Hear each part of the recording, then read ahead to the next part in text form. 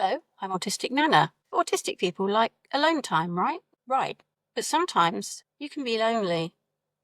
And you can actually be lonely even when you're not alone. As an autistic person, you have communication differences and you might not understand body language and you don't like small talk. So even in a group of people, if there's a conversation going on, you can feel isolated and lonely because it's difficult to join into the conversation, or you don't really know when the social cues are right and when you should jump in and say something that's on your mind. Or maybe you miss that cue and it's way too late and the topic has moved on. Being unable to just take part in a normal conversation can make you feel really alone, really isolated. So you mask, but masking means you're not being your true self. So even if the people that you're with treat you like a friend, that doesn't mean that's how you feel, because these people, they're treating your masked self like this. So inside, deep down, you could still feel lonely because the people like, in a way, fake you. They don't like you for who you are.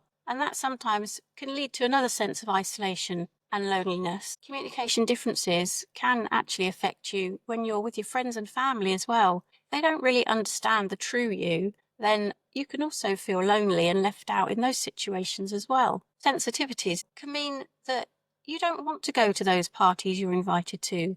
You don't want to go out for that meal because you don't like being around loads of people, or you don't like loud music. So again, you might get invited to things but be unable to go. And you know that if there was just some place you could be invited to that accommodated your needs, then you could take part in society a bit more.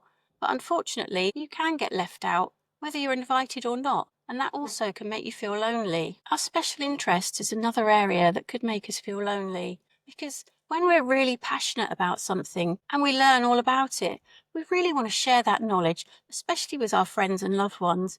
And when they're just not interested, that just makes you feel really out of place and unappreciated.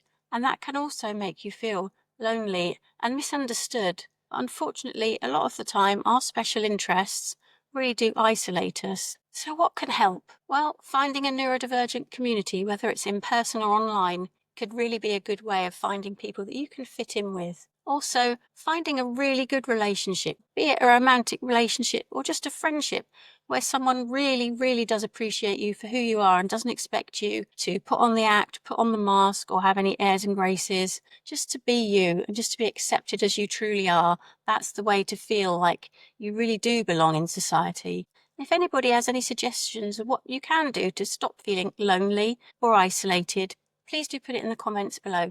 Thank you for listening.